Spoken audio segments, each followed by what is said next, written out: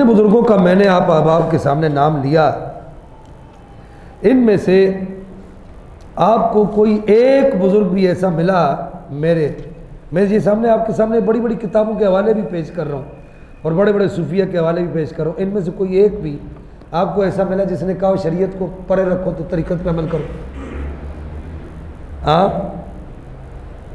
سیدی اعلیٰ حضرت مولانا خواجہ صاحب فاضل بریلوی نے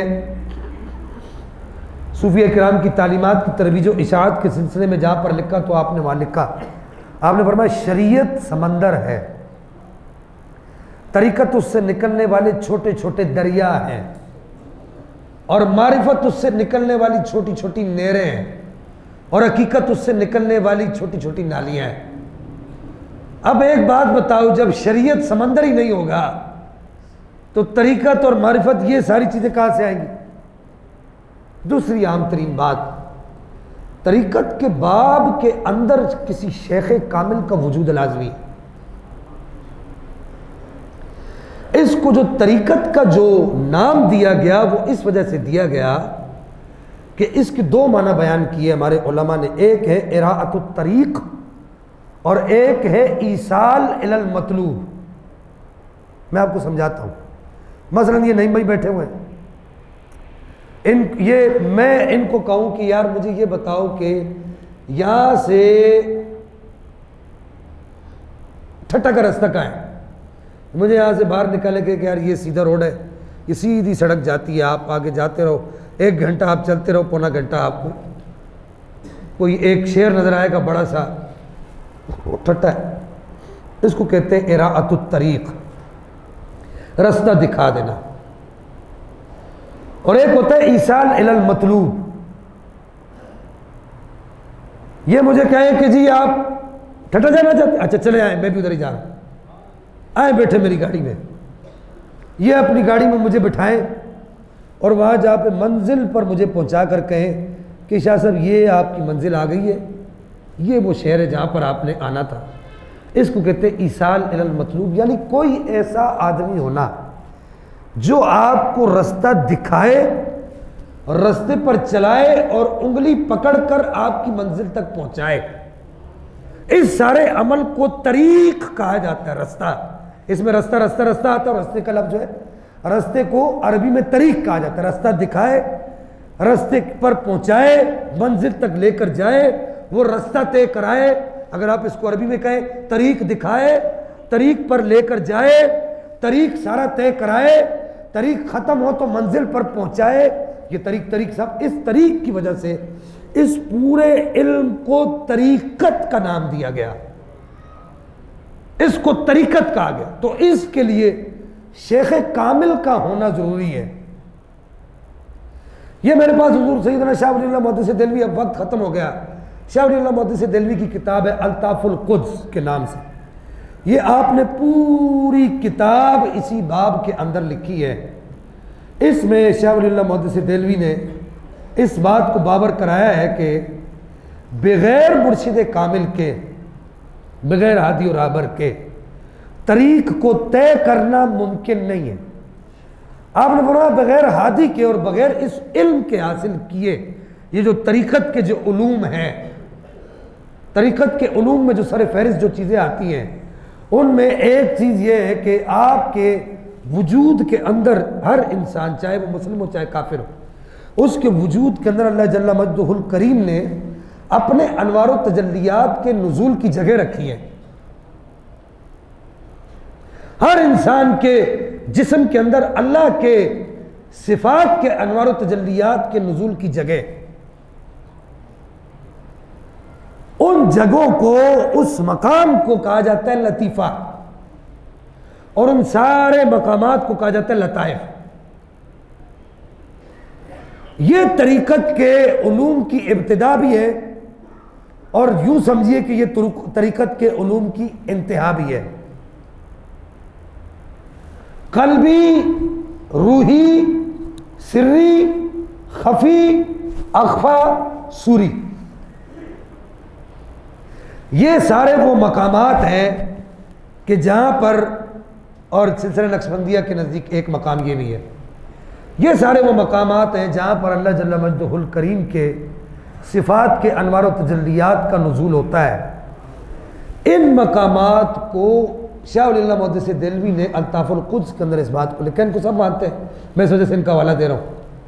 الطاف القدس کے اندر اس بات کو لکھا، کہا کہ ان مقامات کو پڑھ کے کوئی حاصل نہیں کر سکتا،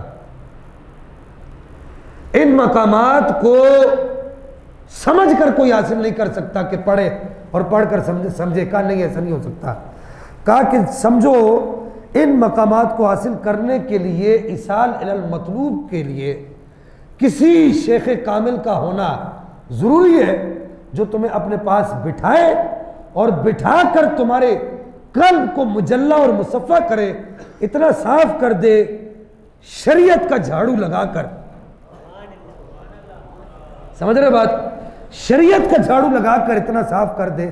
کہ اس کے اندر طریقت کا انوار و تجلیات نازل ہو جائیں، اور پھر ایک وقت ایسا آئے کہ خادم کھڑا ہو ایسے ہاتھ باندھ کے اور ایسے عرض کرے کہ یقیناً آپ ہر عاشق کے گھر تشریف لاتے ہیں، میرے دل میں بھی ہو جائے چراغاں یا رسول اللہ۔ یہ طریقت، اس کو طریقت کہا جاتا ہے۔ شاہ ولی اللہ محدث دہلوی نے یہاں پر ایک بات لکھی ہے، بس میں اس پر آ کر پھر آخری ایک بات عرض کر کے اپنی بات کو ختم کرتا ہوں۔ درود پاک پڑھی، اللہم صلی علی سیدنا مولانا محمد بعدد کل داء و دواء و بارک وسلم۔ حضور سیدنا شاہ ولی اللہ محدث دہلوی رحمہ اللہ نے یہاں پر ایک بات لکھی ہے کہ آپ نے الطاف القدس میں فرمایا، آپ نے فرمایا کہ سمجھو کہ دو عالم ہیں، ایک عالم وہ ہے جس نے صرف شریعت کا علم حاصل کیا ہے اور طریقت کے اسرار و رموز کو نہیں سمجھ سکا، معرفت اور حقیقت کی منازل کو طے نہیں کر سکا۔ دو عالم ہیں اس طرح کے، کہا کہ یوں سمجھو کہ یہ جو اس طرح کا ہے جس نے طریقت اور معرفت کے معاملات کو نہیں سمجھا، یہ ایسے جیسے محلے کے اندر کوئی بڑھیا ہوتی ہے، وہ بس ایسے ہی تکے میں جو ہے وہ پڑیا بنا بنا کے لوگوں کو دیتی رہتی ہے، پیٹ کے درد کا مرض والا ہے تو اس کو بھی وہی پڑی دے دی، دانت کے درد والا ہے تو اس کو بھی وہی پڑی دے دی، سر کے درد والا ہے تو اس کو بھی وہی پڑی دے دی، یا اپنے اندازے سے تکے سے پڑیاں بنا بنا کے دیتی رہتی ہے۔ ایک تو کہا کہ وہ عالم جس نے ان چیزوں کو نہیں سمجھا وہ ایسا ہے، کہا دوسرا عالم وہ ہے کہ جس نے ان چیزوں کو سمجھا ہے، طریقت کے اسرار و رموز کو پہچانا ہے، اور طریقت کے علم کے حصول کے لیے اس نے راتیں اپنی کالی راتوں کو سفید کیا ہے، اور وہ راتوں کو جاگ کر کہ پچھلی راتی رحمت رب دی کرے بلند آوازہ، وہ اس کیٹیگری میں رہا ہے، ریاضت کی بٹی میں پسا ہے۔ تو کہا کہ شاہ ولی اللہ محدث دہلوی بالکل اس کے مقدمے کے اندر اس بات کو لکھتے ہیں کہ فرماتے ہیں کہ سمجھو وہ ایسا ہے کہ جیسے کوئی حاذق طبیب ہوتا ہے، جیسے کوئی حاذق طبیب ہوتا ہے۔ یہ پہلا باب آپ نے باندھا ہے، علم لطائف کی فضیلت اور اس کے فوائد۔ حاذق طبیب نبض کو پکڑ کر، نبض کو دیکھ کر بتاتا ہے آج تو نے ٹماٹر کھایا ہے، آج تو نے آلو کھایا ہے، آج تو نے گوبھی کھائی ہے، آج تو نے سموسہ کھایا ہے، آج تو نے پکوڑا کھایا ہے، آج تو نے پان کھایا، آج تو نے سگریٹ پیا ہے۔ کہا حاذق طبیب، اب سنیے گا شاہ ولی اللہ محدث دہلوی کے الفاظ بتا رہا ہوں، کہتے جس طرح حاذق طبیب نبض کو پکڑ کر بتاتا ہے کہ تو نے آج یہ کیا ہے، اس طرح جو پیر کامل ہوگا، شیخ کامل ہوگا، وہ عالم جس نے اس میں محنت کی ہوگی،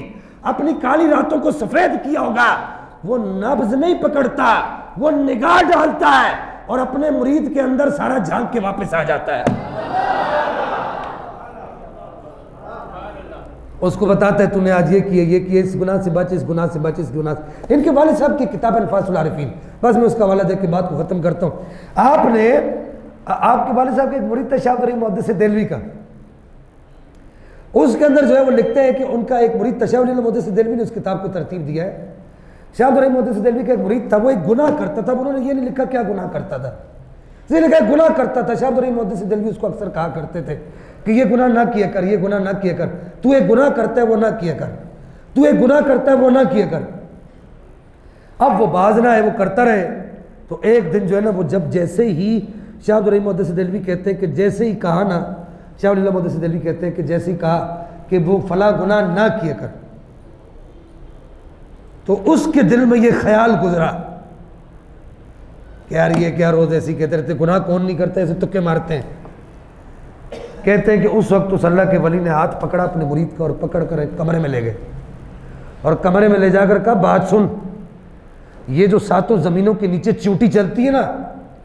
اس چونٹی کے دل کے اندر اگر 100 خیالات گزرتے ہیں، ان میں سے 99 خیالات کو محمد کے در کا فقیر جانتا ہے۔